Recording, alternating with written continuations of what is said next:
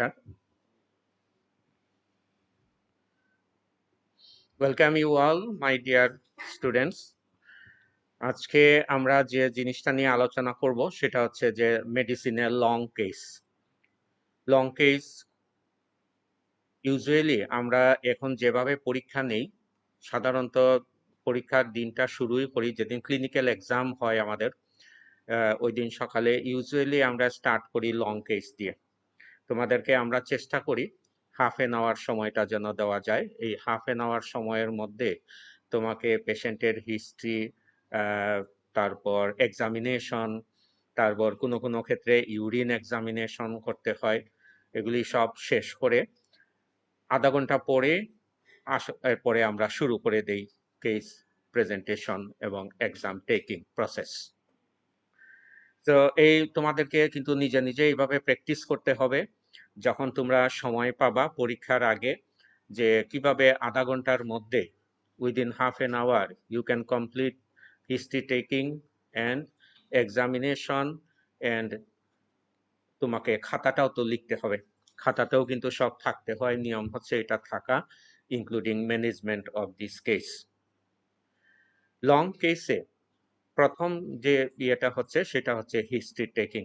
History taking very important, details history তোমাকে নিতে হবে পেশেন্টের কাছ থেকে, এবং it should be in patient language, যেন পেশেন্ট বুঝতে পারে তোমার প্রত্যেকটা কোয়েশন এবং প্রতিটা আনসার যেন সে সুন্দরভাবে দেয়, এবং পেশেন্ট যেন সঠিকভাবে তোমার উপর আস্থা রাখতে পারে, যেন সে তো পুরো হিস্ট্রিটা তোমাকে বলে। So confidence gaining of the patient is very very important during taking history of any patient. পেশেন্টের হিস্ট্রি নেওয়ার পরে রিলিভেন্ট এক্সামিনেশন প্রসেস শেষ করার পরে ইউজুয়ালি আমরা যেটা করি সেটা হচ্ছে যে সেলিয়েন্ট feature presentation.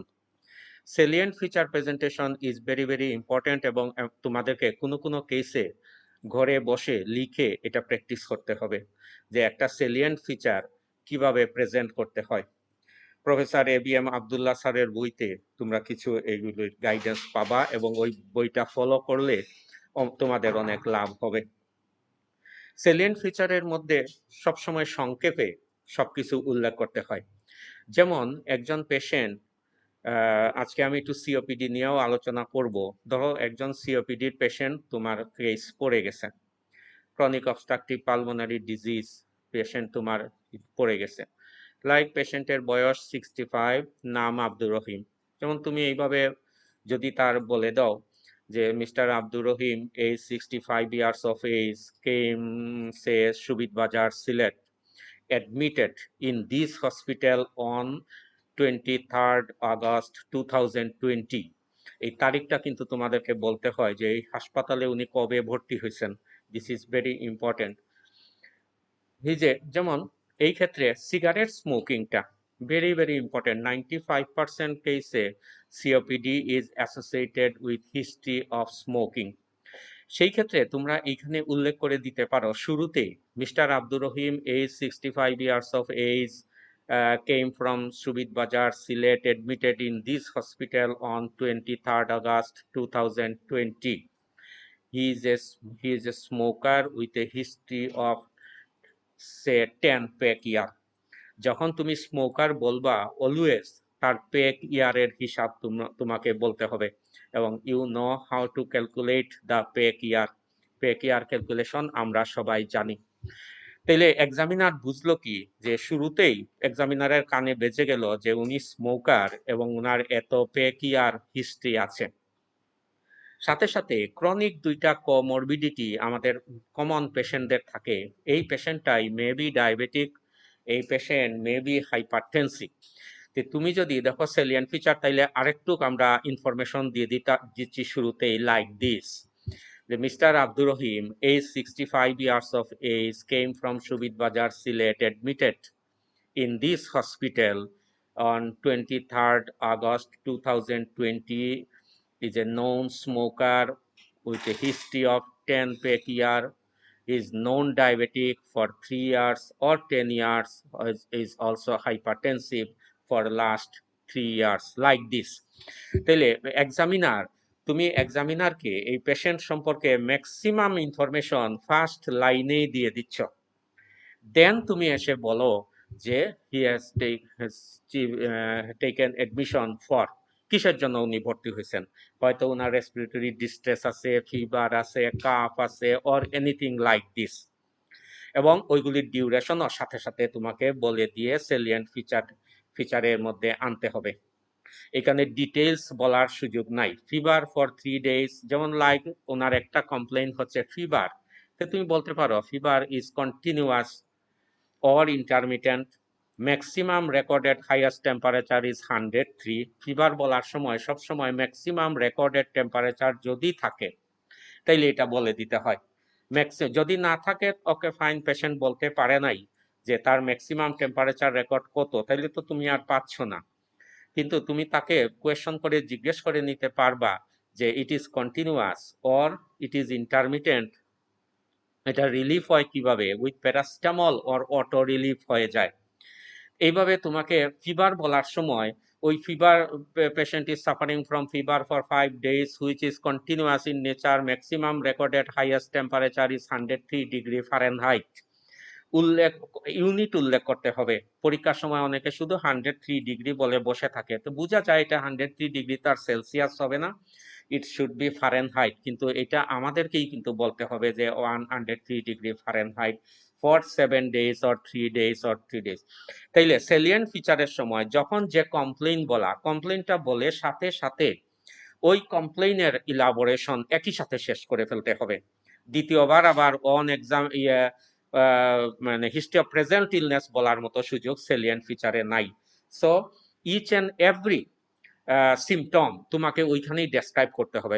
Say patient may from COPD, তো তুমি বলতে পারো যে he is suffering from progressive breathlessness for last কত years, for maybe last 10 years, now it has increased for last 3 days, for last 10 years। তাহলে তুমি এক্সামিনারকে সব ইনফরমেশন দিয়ে দিচ্ছ যে he was suffering from breathlessness, progressive breathlessness, and কতদিন, last 10 years। এই হাসপাতালে ভর্তি হয়েছে কেন, কারণ এই respiratory distress has increased for last 7 days। So উনি এখন ভর্তি হয়ে গেছে, আর পারে নাই বাড়িতে থাকতে। তাহলে সেলিয়েন্ট ফিচারটা তোমাকে এইভাবে প্রেজেন্ট করতে হবে। যখন তুমি পাস্ট হিস্ট্রি যদি বলতে চাও, তাহলে পাস্ট হিস্ট্রিটা দুইভাবে বলা যায়। যেভাবে আমি প্রথমবার বলে আসছি যে উনার ডায়াবেটিস আছে এত বছর, উনার হাইপারটেনশন আছে এত বছর। কোনো সময় পেশেন্টরা ঔষধের নামও বলতে পারে।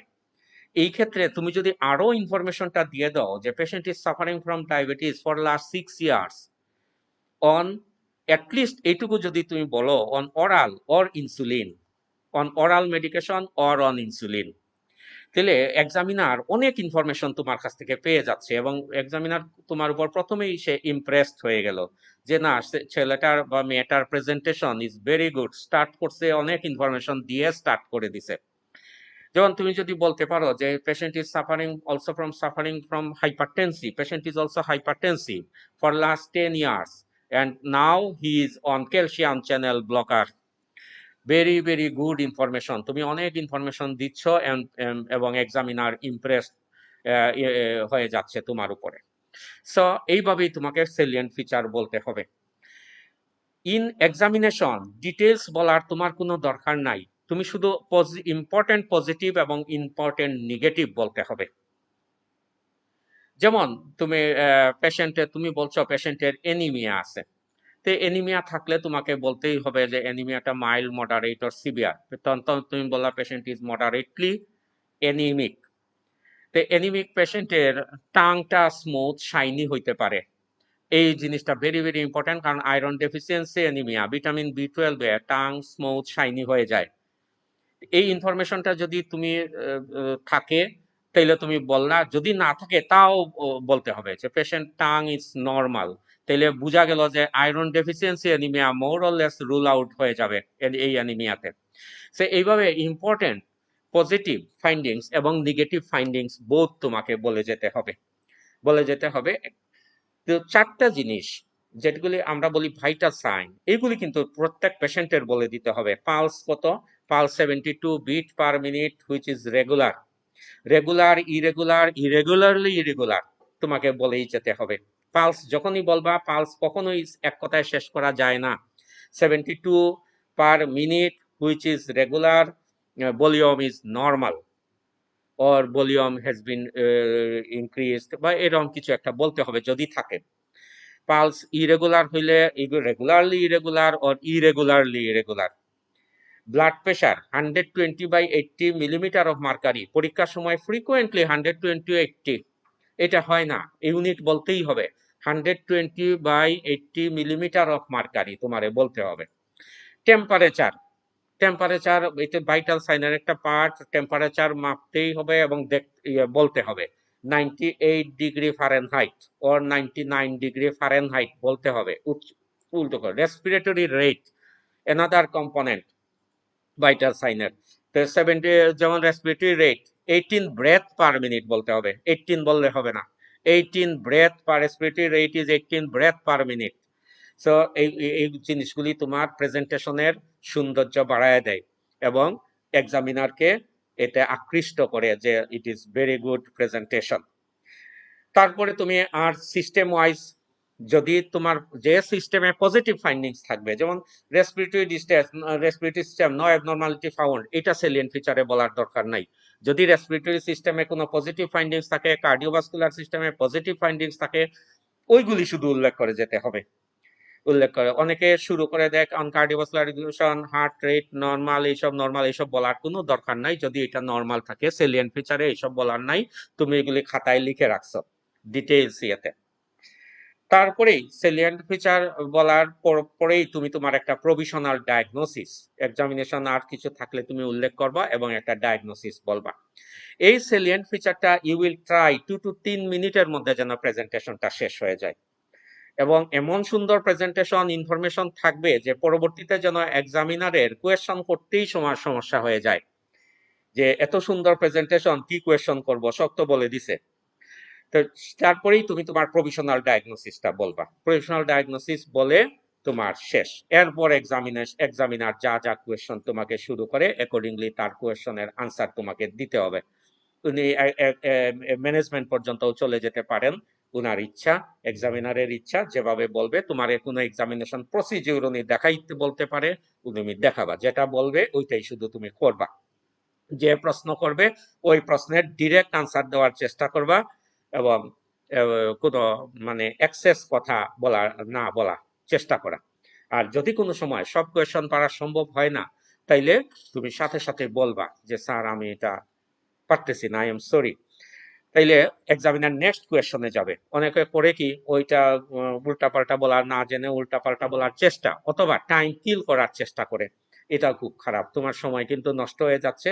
সো তুমি না পারলে ক্লিয়ার করবা যে স্যার আমি এটা পারতেছি না, দেখবা এক্সামিনার তোমাকে নেক্সট কোয়েশ্চন যাবে, তার একটা কোয়েশ্চনের সুযোগ তুমি পাচ্ছ টাইম কিল না করে, এবং এক্সামিনার খুশি হয় সময় নষ্ট না করলে।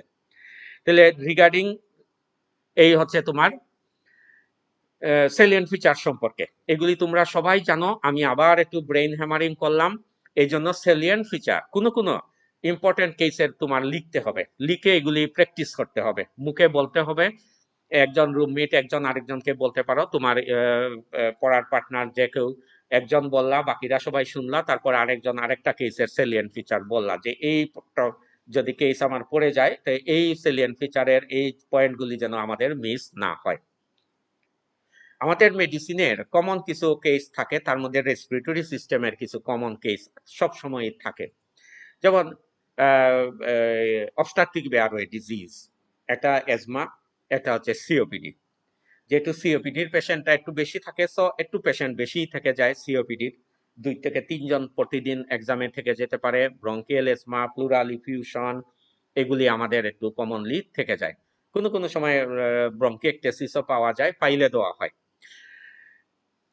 তো আমি আজকে একটু রেসপিরেটরি মেডিসিন নিয়েই তোমাদের কেস নিয়ে আলোচনা করি, মেইনলি সিওপিডি। সিওপিডি যেহেতু একটা কমন প্রেজেন্টেশন, তাইলে সিওপিডির প্রেজেন্টেশনটা তোমার সুন্দর হওয়া উচিত। একটা সিওপিডি পেশেন্ট তোমার কি কমপ্লেইন নিয়ে আসে, তার কমন রেসপিরেটরি কিছু কমপ্লেইন থাকে, সেটাই সিওপিডির টিপিক্যাল চিপ কমপ্লেইন। একটা হচ্ছে তার প্রগ্রেসিভ ব্রেথলেসনেস। প্রগ্রেসিভ ব্রেথলেসনেস থাকে, এটা তোমার কত বছর ধরে তার কাছ থেকে এটা বের করতে থাকে। Usually COPD presented after 40 years of age, এবং এই ব্রেথলেসনেসটা প্রোগ্রেসিভ, ইয়ার্স বাই ইয়ার্স এটা ইনক্রিজ করে, এবং it is irreversible, usually irreversible. তাই progressive breathlessness, chief complain, progressive breathlessness for last 10 years, 5 years, 20 years, patient যেটা বলবে তোমাকে। এর মধ্যে তার মধ্যে আবার তখন তার হাসপাতালে ভর্তি হওয়া লাগছে কিনা, দ্যাট ইজ অ্যাকিউট এক্সাজারবেশন হয়ে গেছে কিনা। Usually COPD patient acute exacerbation হইলেই ভর্তি হয় বেশি। অ্যাকিউট একটা অ্যাটাক হয়ে গেছে তার। অ্যাকিউট অ্যাটাকের আবার কিছু কারণ থাকে, viral infection, viral fever most common, acute exacerbation, air pollution, বাতাসের ধুলাবালি, এভরিথিং। কোল্ড ওয়েদারেও সিওপিডি বাড়ে। সো এগুলি কোনো একটা ট্রিগার ফ্যাক্টর তার থাকতে পারে। নেক্সট কি সিমটম থাকতে পারে, calf. Calf usually dry calf হয়। কোনো কোনো সময় লাংসে যদি অ্যাসোসিয়েটেড ইনফেক্টেড হয়ে যায় তাহলে প্রোডাক্টিভ কাফও হয়, ইয়েলোইশ কালার স্পুটাম তখন চলে আসতে পারে। তাহলে কাফ বলতে গেলেই it is dry or productive তোমাকে বলতেই হবে। যদি লাস্ট 10 ইয়ার্সে এটা ছিল ড্রাই, এই 7 দিন ধরে প্রোডাক্টিভ হয়ে গেছে, সেইভাবেই বলতে হবে। Last 10 years this cough was non productive in nature, but last 7 days there are some sputum production, তার পরিমাণ এবং কালার তোমাকে বলতে হবে। ইউজুয়ালি ইনফেকশন যদি থাকে, it is yellow in nature, yellowish in colour হয়ে যায় স্পুটাম প্রোডাকশন। কোনো কোনো সময় চেস্ট টাইটনেস, চেস্ট পেইন, এগুলি কমপ্লেইনও তোমার কাছে করে ফেলতে পারে সিওপিডিতে। Cigarette smoking, if patient is female, তোমার সিগারেট স্মোকিং এর হিস্ট্রি তোমাকে নিতেই হবে। It is very very important. Without cigarette smoking history, COPD totally incomplete COPD history. 95% of COPD cases are associated with history of smoking. সেই smoking এ কতটা stick এবং এটার একটা ক্যালকুলেশন, এবং it should be expressed as pack year, তোমাকে পেক ইয়ারে বলতে হবে। উই নো 20 স্টিক যদি কেউ খায় পার ডে এবং 1 বছর খায় তাহলে 1 পেক ইয়ার হয়। এইভাবে তুমি তোমার একটা ক্যালকুলেশন করে বের করে ফেলবা, যে একদম যে অ্যাকুরেটলি বের করা যাবে ইট ইজ নট পসিবল। হয়তো 12 এর জায়গায় তোমার 10 পেক ইয়ার হয়ে গেছে, this is not a problem. তাইলে তোমার একটা পেক ইয়ারে তোমার স্মোকিং হিস্ট্রি নিতে হবে। সামটাইমস তুমি পাবা যে পেশেন্ট কোনো অবস্থাতেই তোমাকে, রেয়ারলি 5% কেসে তো উইদাউট স্মোকিং হিস্ট্রি ছাড়াও হয়ে যেতে পারে সিওপিডি। তাইলে তুমি তার এনভায়রনমেন্টাল হিস্ট্রিটা নিতে হবে, সে কি পজিশনে কাজ করে। ফিমেলের ক্ষেত্রে বায়োমাস ফুয়েল, যেটা আমাদের দেশে কাঠ জ্বালানি হিসাবে ইউজ করা হয়, তারপর কয়লা ইউজ করা হয়, ওইগুলিতে অনেক ধোঁয়া হয়, এবং এই ধোঁয়াটা বছরের পর বছর তারা নাক দিয়ে লাংসে যায়, এবং they may develop COPD. So biomass fuel is important. এই হিস্ট্রিও তোমাকে নিতে হবে, এনভায়রনমেন্টাল হিস্ট্রি তোমাকে নিতে হবে। প্যাসিভ স্মোকিং অলসো তোমার হিস্ট্রি নিতে হবে। অনেক ভদ্র মহিলা পাওয়া যান যাদের হাজবেন্ড খুব চেইন স্মোকার, হেভি স্মোকার, এবং ওনারা হয়তো সেই প্যাসিভ স্মোকিং এর দ্বারাও এফেক্টেড হয়ে গেছেন। So this is the personal history, very very important. অনেক সময় লো বার্থ ওয়েট বেবি পরবর্তীতে সিওপিডি হয়ে যায় উইদাউট হিস্ট্রি অফ কিন্তু বাট আমাদের দেশে ইট ইজ ভেরি আনলাইকলি যে পেশেন্ট তার বার্থ ওয়েট জানবে। এখন যারা জন্ম নিচ্ছে তারা হয়তো বড় হয়ে মনে রাখতে পারবে, বলতে পারবে ডক্টরকে যে তার বার্থ ওয়েট কত ছিল, কিন্তু এখন যে সমস্ত পেশেন্ট আমরা পাচ্ছি, তো ওইগুলির কোনো প্রচলনও ছিল না আমাদের দেশে। সব বার্থ ওয়েট বের করা ইট ইজ ভেরি ভেরি ডিফিকাল্ট, এবং এটা সম্ভব না। দেন সিওপিডি পেশেন্টকে তুমি clinical exam. This is very important for COPD patients. COPD is almost diagnosed in clinically from history and systemic exam. এটা তুমি ইজিলি করে ফেলতে পারবা ডায়াগনোসিস অফ সিওপিডি। এখনো আমরা ক্লিনিক্যালি করে ফেলি, তোমরা আমাদের ওয়ার্ডেও দেখবা যে খুব বেশি ইনভেস্টিগেশন আমরা সবসময় করতেও পারি না, দরকারও হয় না, কারণ আমাদের ক্লিনিক্যাল আই ওইভাবে সেটিং হয়ে গেছে যে সিওপিডি ইজ মেইনলি আমরা ক্লিনিক্যালি ডায়াগনোসিসটা করে ফেলি। তাহলে আমি পেশেন্টের যদি ইন্সপেক্ট করি আমি কি পেতে পারি? একটা সিওপিডি পেশেন্ট যখন হাসপাতালে ভর্তি হয়ে গেছে, ডেফিনেটলি তার রেসপিরেটরি ডিস্ট্রেস আছে। তাইলে আমি তার যদি ওভারঅল তারে ইন্সপেক্ট করি তাইলে আমরা তাকে একটু ইললিকেন পাইতেই পারি। Usually COPD patient lean and thin হয়। আমি বলবো there are some systemic effect of COPD. So patient altered fat metabolism হয়, সেই জন্য সিওপিডি পেশেন্টকে তুমি ইউজুয়ালি লিন অ্যান্ড থিন পাবা। সাইন অফ রেসপিরেটরি ডিস্ট্রেসের মধ্যে তার রেসপিরেটরি রেট ইউজুয়ালি বেশি থাকবেই। আমরা জানি যে অ্যাডাল্টের 12 থেকে 18 ব্রেথ পার মিনিট, তার হয়তো 18 ব্রেথের বেশি তুমি পেয়ে গেলা। তার তুমি sign of use of accessory muscles in the neck রিজিয়নে যদি তুমি খেয়াল করো তাইলে তুমি প্রমিনেন্ট স্টার্নোক্লেডীয় মাস্টয়েড মাসুল, তারপর ইন্টারকোস্টাল ইনড্রয়িং, এগুলি তুমি পেতেই পারো এবং এগুলি তোমাকে উল্লেখ করতে হবে, কারণ এক্সামিনার খালি চোখেই দেখে ফেলবে যে এই সমস্ত ফাইন্ডিংস আছে এবং সে চাইবে তুমি যেন এই সমস্ত ফাইন্ডিংস বলো, তাইলে এক্সামিনার বুঝবে যে তুমি ভালো করে তারে এক্সামিন করছো। তার সেন্ট্রাল সাইনোসিস তুমি পেয়ে যেতে পারো, যেহেতু সিওপিডির পেশেন্ট চান্স আছে সেন্ট্রাল সাইনোসিসও তোমার পেয়ে যাওয়া। তুমি যদি এখন রেসপিরেটরি সিস্টেমে আমরা ঢুকে পড়ি তাইলে আমরা কি পাইতে পারি? রেসপিরেটরি সিস্টেম, রেসপিরেটরি সিস্টেমের মধ্যে প্রথমেই হচ্ছে ইন্সপেকশন। ইন্সপেকশনের মধ্যে একটা আমরা বলে ফেলছি যে সাইন অফ ডিসপনিয়া। ডিসপনিয়া সাইনটা আমরা কিভাবে দেখে থাকি? ইউজুয়ালি প্রমিনেন্ট স্টার্নোক্লেডীয় মাস্টয়েড মাসুল, suprasternal and supraclavicular notch prominent, intercostal indrawing, intercostal and subcostal indrawing বলে পার্স স্লিপ আমরা পেয়ে যেতে পারি, pursed lip breathing, cricosternal distance may be reduced. This is at the sign of dyspnea in inspection. Shape of the chest, usually আমরা জানি যে anteroposterior diameter is less than transverse diameter of the chest. এই ক্ষেত্রে আমরা যেটা পেয়ে usually যেটা সিওপিডিতে হয়, ক্রনিক এয়ার রিটেনশন হয় ইন দা লাংসে, এলভিওলাইতে, এবং আস্তে আস্তে চেস্টের anteroposterior diameter বড় হয়ে যায়। তাহলে sometimes anteroposterior diameter equal or more হয়ে যায় than transverse diameter of the chest, and then we called it barrel shaped chest. The barrel shaped chest এটা ইন্সপেকশনের মাধ্যমেই দেখতে হয়, barrel shaped chest। তারপরে পালপেশন, পালপেশনের মধ্যে মেইনলি হচ্ছে চেস্টের এক্সপান্সিবিলিটি মে বি রিডিউসড ইকুয়ালি এবং usually it is symmetrically reduced হয়ে যায় এক্সপান্সিবিলিটি। পারকাশন নোড ইউজুয়ালি টিম্পেনিক হয় যেহেতু বেশি এয়ার এখানের মধ্যে থাকে। Liver dullness may be lower down, post down, এবং সামটাইম যাদের এমফাইসিমেটাস ভ্যারাইটিস অফ সিওপিডি থাকে তাদের অ্যাপেক্সও, কার্ডিয়াক অ্যাপেক্সও লোকেট করা ডিফিকাল্ট হয়ে যায় এবং কার্ডিয়াক ডালনেসটাও অনেক সময় অবলিটারেটেড হয়ে যায়। Auscultation findings, this is important. Bronchial breath sound with not two type, bronchial and vesicular.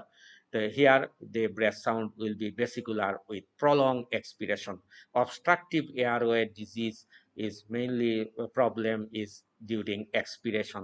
যেহেতু ইন্সপিরেশনটা একটা অ্যাক্টিভ প্রসেস, সো অবস্ট্রাকশন সে ইন্সপিরেশন অনেকটুকু কাভার করে ফেলতে পারে, কিন্তু এক্সপিরেশনটা হচ্ছে যেহেতু একটা প্যাসিভ প্রসেস সুতরাং তার ফোর্স অনেক কম, সো এক্সপিরেশনটা তখন খুব ডিফিকাল্ট হয়ে যায় ইন অবস্ট্রাকটিভ এয়ারওয়ে ডিজিজ। সেই জন্য vesicular breath sound with prolong expiration, this is typical of obstructive airway disease and sometimes associated with wheeze. Usually যারা ক্রনিক ব্রঙ্কাইটিস ভ্যারাইটি থাকে তাদের ক্ষেত্রে বেশি হুইসটা থাকে, আর যাদের এমফাইসিমেটাস ভ্যারাইটি তাদের ক্ষেত্রে ব্রেথ সাউন্ডটাই রিডিউসড হয়ে যায় এবং চেস্টটা হাইপার ইনফ্লেটেড হয়ে ব্যারেল শেপড হয়ে যায় এবং লিভারটাও পুশ ডাউন হয়ে যায়। সো অসকালটেশনের ফাইন্ডিংসটা ভেরি ইজি, এটাই যদি বলে দাও আন্ডার গ্রাজুয়েটে we are very very happy, vesicular with prolong expiration and sometimes যদি হুইজ থাকে তুমি অকেশনাল হুইজ বা পুরাপুরি হুইজ থাকলে তুমি যেটা পাইছো সেটা অফকোর্স বলে দিবা। This is physical findings of COPD. Sometimes common presentation of COPD is respiratory failure. Respiratory failure usually আমরা জানি two type of respiratory failure হয়, টাইপ 1 এবং টাইপ 2। ইউজুয়ালি সিওপিডিতে টাইপ 2 হয়।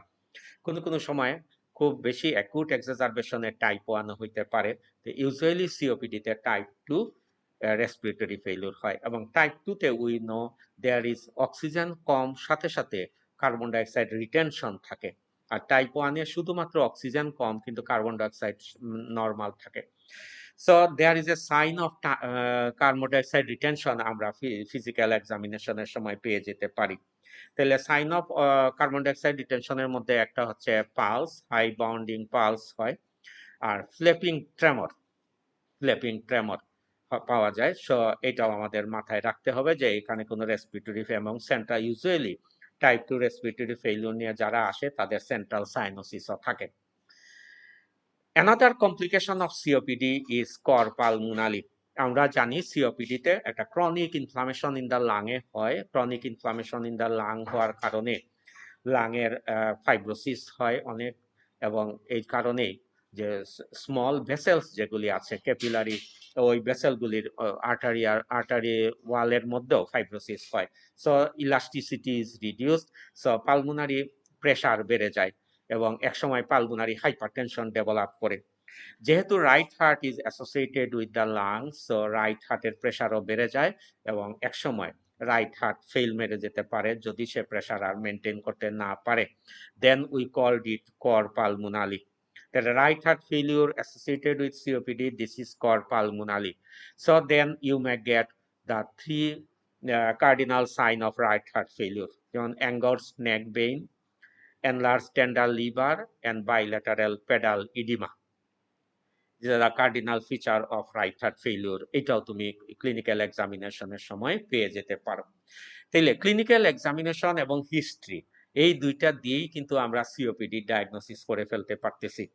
যার স্মোকিং হিস্ট্রি আছে, প্রগ্রেসিভ ব্রেথলেসনেস আছে, যার সাইন অফ ডিপসনিয়া, চেস্টের শেপ চেঞ্জ হয়ে গেছে, ব্যারেল শেপ হয়ে গেছে, যার লিভার পুশ ডাউন হয়ে গেছে, যার কার্ডিয়াক এপেক্স পাইতেই তোমার কষ্ট হচ্ছে, unless otherwise proved it is COPD clinically.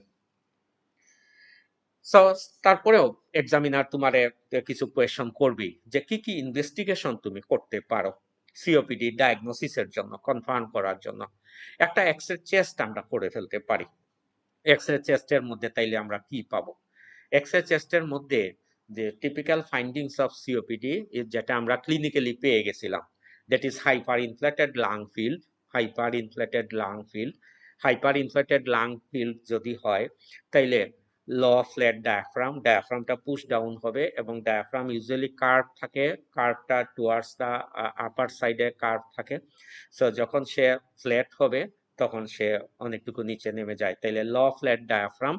আর যেহেতু লাং হাইপার ইনফ্লেটেড হয়ে গেছে দুইটা লাংই, সো কার্ডিয়াক শেডোটা একটু টিউবুলার হয়ে যায়। তাহলে tubular cardiac shadow, low flat diaphragm, hyper inflated lung field, this is typical of COPD. X ray এই টিপিক্যাল ফাইন্ডিংস আমরা পেয়ে যেতে পারি।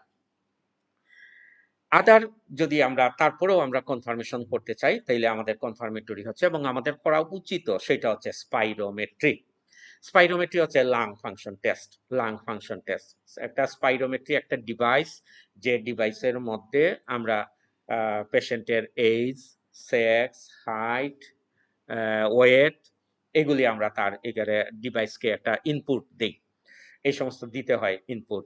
দেওয়ার পরে ওই স্পাইরোমেট্রি তার কিছু প্রেডিক্টেড ভ্যালু বের করে, forced expiratory volume in first second এবং ফোর্সড ভাইটাল ক্যাপাসিটি। তারপরে পেশেন্টকে আমরা একটা মাউথ পিস দিয়ে তাকে একটা ডিপ ইন্সপিরেশন এবং ডিপ এবং ফোর্সফুলি একটা এক্সপিরেট করতে বলি, আগে ভাগে শিখিয়ে দিয়ে। দেওয়ার পরে আমরা তার প্রেডিক্টেড ভ্যালুর সাথে এটা মিলাই। যদি দেখা যায় FEV1 মোর কমে গেছে দেন FEV1 এবং FVC, that is forced vital capacity, দুইটাই কমে গেছে নর্মাল থেকে বিলো প্রেডিক্টেডের 70%-এর বিলো, 70%-এর কম, এবং FEV1টা forced expiratory volume in 1 second সে একটু বেশি কমে গেছে দেন ফোর্সড ভাইটাল ক্যাপাসিটির থেকে, এবং FEV1 FVC রেশিও যদি 70% এর নিচে হয় then it is obstructive airway disease. আবারও আমি বলি যে পেশেন্টের স্পাইরোমেট্রি ডিভাইসে আমরা পেশেন্টের এজ, সেক্স, ওয়েট, হাইট এই 4টা জিনিস মেইনলি দিতে হয়। দেওয়ার পরে পেশেন্ট এই ডিভাইসটা এটা ক্যালকুলেশন করে যে তার FEV1 হওয়া উচিত 5 লিটার এবং FVC হওয়া উচিত 6 লিটার হওয়া উচিত। That is called predicted value. এখন পেশেন্ট একটা মাউথ পিস দিয়ে তাকে শেখানোর পরে সে একবার ডিপ ইন্সপিরেশন করলো যতটুক তার ক্যাপাসিটি আছে, এবং সে ফোর্সফুলি খুব র্যাপিডলি এক্সপিরেশন করবে। তাইলে এটা ডিভাইসটা রেকর্ড করবে এবং প্রেডিক্টেড ভ্যালুর সাথে এটা সে কম্পেয়ার করবে। FEV1 এবং FVC বোথ যদি প্রেডিক্টেড এর 70% এর নিচে হয় এবং FEV1 FVC রেশিও যদি 70% এর নিচে হয়, এটা ক্যালকুলেশন করে ডিভাইসই বের করে দিয়ে দেয়, তাইলে এটা অবস্ট্রাকটিভ এয়ারওয়ে ডিজিজ। দেন আমরা কি করব? Obstructive airway disease are two, that is one is reversible bronchial asthma, another is irreversible, that is COPD। How we shall differentiate this? তখন আমরা তাকে একটু ব্রঙ্কোডাইলেটর ইনহেলেশন করব। তাহলে এটাকে বলে রিভার্সিবিলিটি টেস্ট। লাং ফাংশনটা রিভার্স করা যায় কিনা সেই টেস্টের নাম হচ্ছে রিভার্সিবিলিটি টেস্ট। আমরা তখন করব কি, short acting beta 2 adrenoreceptor agonist salbutamol তাকে 2টা পাফ ইনহেল করাবো। ইনহেল করানোর পরে তাকে 15 মিনিট আমরা বসিয়ে রাখবো। এটার মধ্যে উনি রেস্টে থাকবেন, কোনো স্মোক করবেন না, কোনো চা কফি কিছু খাবেন না। 15 মিনিট পরে আবার তার FEV1 FVC আবার আমরা রেকর্ড করব। এইবার দেখব যে আমরা প্রি ব্রঙ্কোডাইলেটর আগের রিডিং এবং পোস্ট ব্রঙ্কোডাইলেটর রিডিং এর মধ্যে কোনো চেঞ্জ আসছে কি না। যদি দেখা যায় প্রি ডাইলেটর FEV1 থেকে post dilator FEV1 20% or more বেড়ে গেছে, তাইলে ইট ইজ রিভার্সিবল, তাইলে এটা হয়ে যাবে ব্রঙ্কিয়াল এজমা। যদি দেখা যায় যে না, পোস্ট ব্রঙ্কোডাইলেটর বাড়লেও লেস দেন 20% অর লেস, আরো লেস হইতে পারে, ইভেন সমানও থেকে যেতে পারে, then it is irreversible, then we shall called it is irreversible এবং ইট ইজ COPD। এবং স্পাইরোমেট্রি পেশেন্টের COPD স্ট্যাটাসটাও বলে দিবে যে it is mild, moderate or severe advance স্টেজে চলে গেছে কিনা। So spirometry is very important test for not only for ডায়াগনোসিসের জন্য আসলে এত লাগে নাই। Clinically we can diagnose COPD, it can predict the prognosis also, এবং পরবর্তীতে যদি আমরা তাকে ট্রিটমেন্ট দেওয়ার পরে আবার স্পাইরোমেট্রি করি তাইলে তার ইয়েটাও দেখতে পারবো, ইমপ্রুভমেন্টটাও আমরা দেখতে পারবো, ইমপ্রুভমেন্ট অর ডিটোরিয়েশন এগুলি আমরা বুঝতে পারবো। এরপরেও কোনো কোনো কেসে we can go for HRCT করা দেখতে পারি আমরা। ওইখানে অনেক সময় বুলাটুলা থাকে, এমফাইসিমেটাস বুলাটুলা থাকে, এগুলিও দেখা যায়। Sometimes we can go for CT chest also, CT chest. আমরা কিছু সাপোর্টিভ টেস্ট করতে পারি লাইক সিবিসিতে করার ইম্পর্টেন্সটা কি, যে যদি WBC কাউন্ট নর্মাল থেকে বেশি থাকে, we know normal WBC count is 4000 to 11,000 per cubic millimetre of blood. যদি WBC কাউন্ট মোর দেন 11,000 এর বেশি হয়, it indicates acute infection, possibly bacterial infection, and differential count যদি neutrophil বাড়ে তাহলে it will goes in more in favor of bacterial infection, and any infection in the lung may exacerbate COPD. Number 2, COPD তে সবসময় একটা oxygen deficiency থাকে। So this oxygen deficiency stimulates the production of the RBC এবং আমরা haemoglobin বেশি পাইতে পারি। Sometimes polycythemiaও পাওয়া যায়। It is secondary polycythemia. We know polycythemia 2 type, primary polycythemia rubra vera here it is COPD, that is secondary polycythaemia. Haemoglobin level অনেক সময় বেশি পাওয়া যায়, হয়তো তার অ্যাকচুয়ালি হিমোগ্লোবিন অনেক কমই হবে, কিন্তু যেহেতু তার একটা ক্রনিক অক্সিজেন ডেফিসিয়েন্সি আছে, so there haemoglobin is usually may be raised. আর যদি পেশেন্টের এইজ 40 বেশি হয়, একটা ব্লাড সুগার আমরা করতেই পারি to see the diabetic or not, একটা র্যান্ডম ব্লাড সুগার টেস্ট, তার একটা ইসিজি আমরা করতে পারি to see the cardiac status. এগুলি দিস আর সাপোর্টিভ ইনভেস্টিগেশন। একটা renal function test, simply we can do a serum creatinine. This supported test, this is not important. For diagnosis, our test is two mainly. One is X-ray chest, another is spirometry, and sometimes imaging এর মধ্যে you can say CT chest. Now, there are some systemic effect of COPD. This is very important. তোমরা ডেভিডসনে দেখবা তার 5টা ছবি sketch করে দেওয়া আছে। এই ছবিতের মধ্যে কিছু কিছু সিস্টেমিক চেঞ্জ বলা হয়েছে।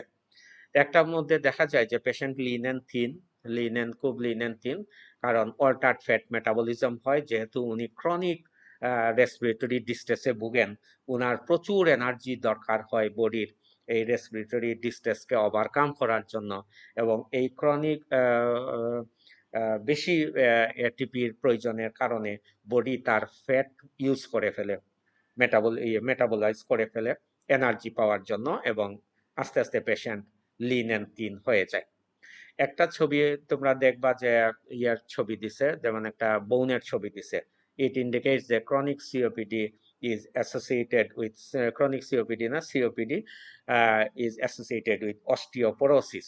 So এই দিকেও আমাদের খেয়াল রাখা লাগবে ম্যানেজমেন্টের সময়। তাকে দরকার হলে আমরা ক্যালসিয়াম সাপ্লিমেন্টও করব। একটা আর্টারির ছবি দেওয়া আছে, salt and water retention, that is আর্টারির ছবিটা দিয়ে ওইটা বুঝাইছে যে এটা একটা ক্রনিক ইনফ্লামেশন। এই ক্রনিক ইনফ্লামেশনের জন্য, সিওপিডির জন্য বডিতে ক্রনিক ইনফ্লামেটরি মার্কারগুলি বেশি থাকে, অনেকগুলি ইন্টারলিউকিন, সাইটোকাইন্স এগুলি বেশি থাকে, পেশেন্ট অ্যানোরেক্সিক থাকে ইউজুয়ালি। সো এই জন্য পেশেন্ট আরো লিন অ্যান্ড থিন হয়ে যায়। কিডনির একটা ছবি দেখবা যে যেহেতু ক্রনিক ইস্কিমিয়া বডিতে, সো রেনাল ইস্কিমিয়া হয়। রেনাল ইস্কিমিয়া হইলে আমরা জানি যে renin, angiotensin, aldosterone system activate হয়ে যায়। Aldosterone works upon the distal convoluted tubule এবং causes salt and water retention, এবং এই জন্য অনেক সময় ইডিমাও তুমি পেয়ে যেতে পারো, এবং ওইখান থেকে আলটিমেটলি পালমোনারি হাইপারটেনশন থেকে রাইট হার্ট ফেইলিউরও হয়ে যেতে পারে। So there are some systemic effect of COPD. এটা খুব ইম্পর্টেন্ট। তোমরা কোয়েশনের সময় এক্সামিনার তোমাকে জিজ্ঞেস করতে পারেন যে তোমার what are the systemic effect of COPD. এটা ডেভিডসনের শুরুতেই দেখবা সিওপিডিতে 5টা ছবি দিয়ে এটা বলা আছে। এই ছবি দেখলেই, মনে করলেই বলে দেওয়া যায় যে what are the systemic effect of COPD. এই জিনিসটা তোমরা খুব ভালো করে মনে রাখবা। ম্যানেজমেন্ট জিজ্ঞেস করতে পারে। তো ম্যানেজমেন্টের মধ্যে প্রথমেই হচ্ছে যে তার ট্রিটমেন্ট অফ দা, মানে ম্যানেজমেন্ট অফ দা কজ। তার ম্যানেজমেন্টের মধ্যে উই নো 95% যেহেতু associated with smoking, so patient যদি স্টিল স্মোক করেই থাকেন, তাহলে এইটা তোমাকে কাউন্সেলিং এর মাধ্যমে তাকে রাজি করাইতেই হবে এবং স্টপ স্মোকিং।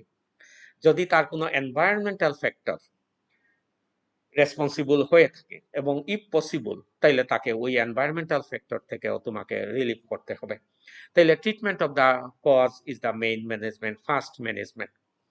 নাম্বার 2 হচ্ছে পেশেন্টের নিউট্রিশন। আমরা যেহেতু বলছি যে patient usually lean and thin হয়, অল্টার্ড ফ্যাট মেটাবলিজম হয়, so nutrition is very very important. উনি যেন, ওনার ডায়েটটা যেন একটু ব্যালেন্স ডায়েট হয়, নিউট্রিশিয়াস ডায়েট হয়। নিউট্রিশিয়াস ডায়েট মানে সেখানে, যেহেতু আমরা typically Bengali people, we are here, so একটু কার্বোহাইড্রেট আমরা খাই, কার্বোহাইড্রেট, একটু গ্রিন লিফি ভেজিটেবল, একটু ফিশ, একটু আমাদের যে টিপিক্যাল ডাল, সেই ডাল। So this is more than enough. এইটাই যেন ওনাকে অ্যাডভাইসটা করা হয়। তারপরে হচ্ছে ওনার লাং ক্যাপাসিটিটা বাড়াইতে হয়। লাং ক্যাপাসিটি বাড়ানোর মধ্যে হচ্ছে যে এটা ওনাকে হাঁটতে হবে। তাইলে একটু এক্সারসাইজ তার ক্যাপাসিটির ভিতরে এক্সারসাইজ। উনি যদি হাঁটতে গিয়ে প্রচন্ড শ্বাসকষ্টের সম্মুখীন হন, তাইলে সেটা করা যাবে না। ওনার ক্যাপাসিটির মধ্যে তাকে একটু হালকা হাঁটাহাঁটি করতে হবে, যাতে তার ব্রিদিং এক্সারসাইজটা হয় এবং এতে তার লাংয়ের কিছু ক্যাপাসিটিটা বাড়ে। So these are the some general management and then specific management. Specific management এর মধ্যে bronchodilation. Bronchodilation is the main. যদি তার একটু bronchodilation করে যাওয়া যায়. There are so many bronchodilator. It may be inhaler, it may be oral form. Inhaler form গুলি আমরা জানি short acting beta 2 adrenal receptor agonist salbutamol, long acting আছে salmeterol. আমরা ইনহেলার ফর্মে এগুলি দিতে পারি। Sometimes COPD patient responsive to steroid inhaler also, that is for prevention of inflammation. For preventive হিসাবে আমরা অ্যান্টি ইনফ্লামেটরি ইনহেল ফর্মে আমরা দিতে পারি, লাইক বেক্লোমেথাসন, ফ্লুটিকাসন একটু long acting 2 times per day দিলেই হয়, বেক্লোমেথাসন 3 times per day দিতে হয়। So this should be in inhaler form. Inhaler are various device available. তো এগুলি আমরা আস্তে আস্তে ইন্টার্নশিপের সময় শিখে ফেলবো। অ্যাটলিস্ট আমরা পরীক্ষার সময় ইনহেল ফর্মে short acting beta 2 agonist, salbutamol, ipratropium bromide, anticholinergic most কাজ করে in case of COPD. So এটাও আমরা ইনহেলার ফর্মে আমাদের পাওয়া যায়, ইপ্রাটোপিয়াম ব্রোমাইডও পাওয়া যায় ইনহেলার ফর্মে। লং অ্যাক্টিং ব্রঙ্কোডাইলেটর আমরা দিতে পারি, সালমিটারল আমাদের অ্যাভেইলেবল, আমাদের কান্ট্রিতেও অ্যাভেইলেবল। আমরা স্টেরয়েডও দিতে পারি ইনহেলার ফর্মে, বেক্লোমেথাসন, ফ্লুটিকাসন এগুলি আমাদের দেশে অ্যাভেইলেবল। যদি পেশেন্টের অরাল ফর্মেও আমরা দিতে পারি, যেমন আমরা থিওফাইলিন ভেরি গুড কাজ করে, but there are some cardiac toxicity. এই সিওপিডি থিওফাইলিনের কার্ডিয়াক টক্সিসিটি মিনিমাইজ করার জন্য আবার আসলো ডক্সোফাইলিন, এগুলি আমরা অরালি ইউজ করতে পারি পেশেন্টের জন্য।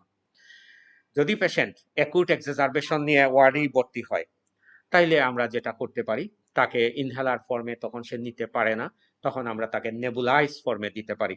এই নেবুলাইজ ফর্মে ইপ্রাটোপিয়াম ব্রোমাইডও দেওয়া যায়, নেবুলাইজ ফর্মে শর্ট অ্যাক্টিং ব্রঙ্কোডাইলেটর সালবুটামল দেওয়া যায়, এগুলি ফ্রিকুয়েন্টলি ওয়ার্ডে ইউজ করা হয়।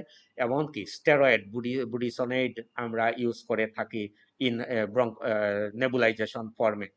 নেবুলাইজেশন ফর্মটা খুব এফেক্টিভ, তার কারণ হচ্ছে এটা যেহেতু মাউথ পিস ফিট করে দেওয়া হয়, অনেকক্ষণ ধরে চলে, সো পেশেন্ট ইজিলি ইনহেল করতে পারে এবং অ্যাকুট এক্সারবেশনে ইনহেলেশন থেকে নেবুলাইজেশনটাই হচ্ছে দি বেস্ট, এবং আমরা ওয়ার্ডে তাই করে থাকি।